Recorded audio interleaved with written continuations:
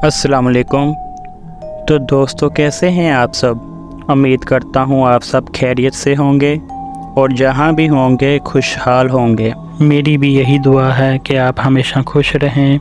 सब दोस्तों को हॉरर हाइकर में खुशामदीद। आप सब मेरे चैनल को लाजमी सब्सक्राइब करें। आज का टॉपिक एक जादूगरनी की कहानी है, जिसके बारे में कहा जाता था कि जहाँ भी इस जादूगरनी का साया पड़ता वहाँ से खुशहाली जाना शुरू हो जाती, फसलें मुरझा जाती और वहाँ चुड़ैलों का बसेरा बन जाता। लेकिन कहानी शुरू करने से पहले अगर आपने अभी तक मेरा चैनल सब्सक्राइब नहीं किया तो बराए मेहरबानी सबसे पहले सब्सक्राइब कर दें और बेल आइकन को लाजमी दबा दें।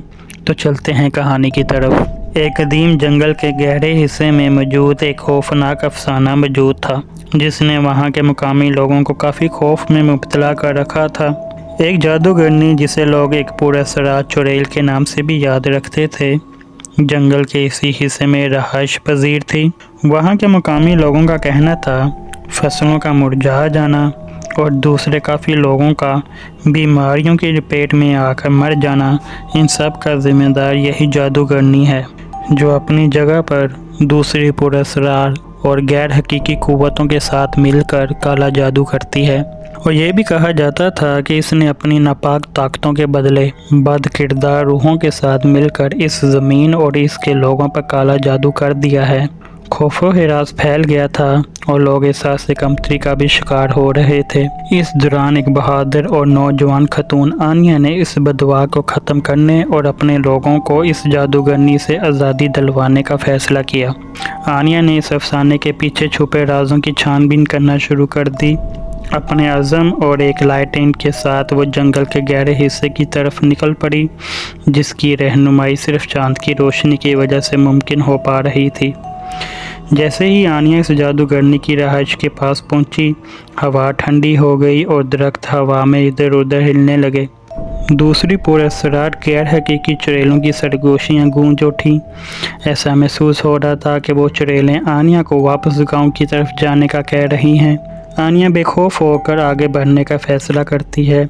इसे एक पुरानी और खस्ताहाल झोंपड़ी नज़र आ रही थी, जिसकी खिड़कियां बंद और अंदर से मोमबत्ती की रोशनी झलमला रही थी।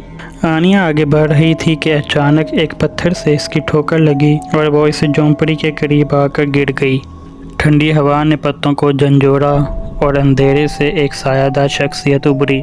जादूगरनी फटे हुए लिबास में लिपटी चुड़ैल ने अपनी निगाहें आनिया पर जमाई और आनिया से सुरीली आवाज़ में पूछने लगी, कौन हो तुम और कहाँ से आई हो? इसकी आंखें एक दूसरी दुनियावी ताकत से चमक रही थी। आनिया मकूफ अलफितरत तवानाई के वज़न को महसूस कर रही थी, जिसने जादूगरनी को घेर रखा था। आनिया ने अपने आने की वजह बताई कि वो किस मकसद से यहाँ आई है, तो इस पर जादूगरनी ने बताया। जादूगरनी ने गांव के मसाइब के पीछे की हकीकत खुलकर बयान की और इन मसाइब का असल ज़िम्मेदार जादूगरनी नहीं बल्कि खुद गांव वाले हैं। गांव वालों ने अपने मसाइब का ज़िम्मेदार मुझे ठहराया।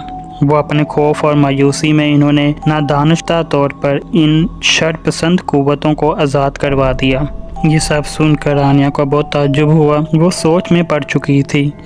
इसके आगे आनिया के पास सिर्फ दो रास्ते थे, लेकिन इसे बस एक ही रास्ते का इंतखाब करना था।